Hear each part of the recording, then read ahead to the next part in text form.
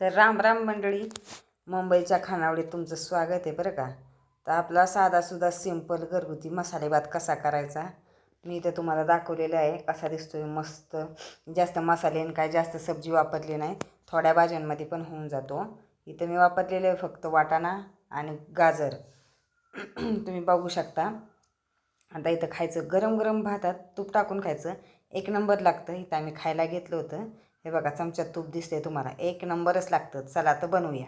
इथं घेतलं आहे मी एक गाजर, अर्धी वाटी वाटाणा घेतला आहे, तुम्ही बघू शकता. आता इथं घेतलेलं आहे मी हिरवी मिरची, अद्रक लसणाची पेस्ट चांगलं बारीक करून घेतलेलं आहे.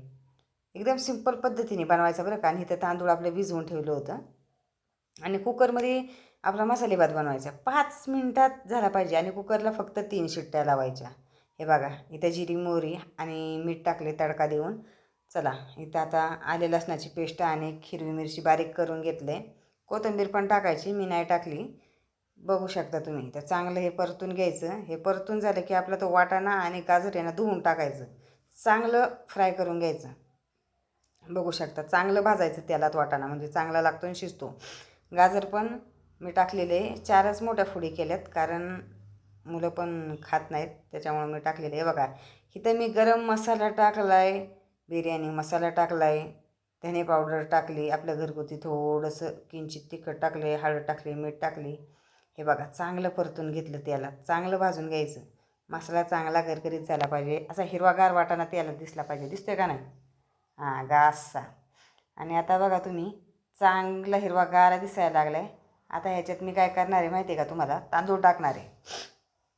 तांदूळ टाकून चांगलं मस्त हलवून घेणार आहे.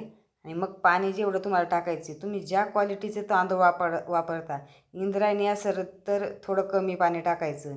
आणि असे विकतचे तांदूळ असतील ना तर जरा जास्त पाणी टाकायचं. राशनचं असेल तर. इथं बघा आपण कुकरला 3 शिट्ट्यातनी भात झालेला आहे आपला.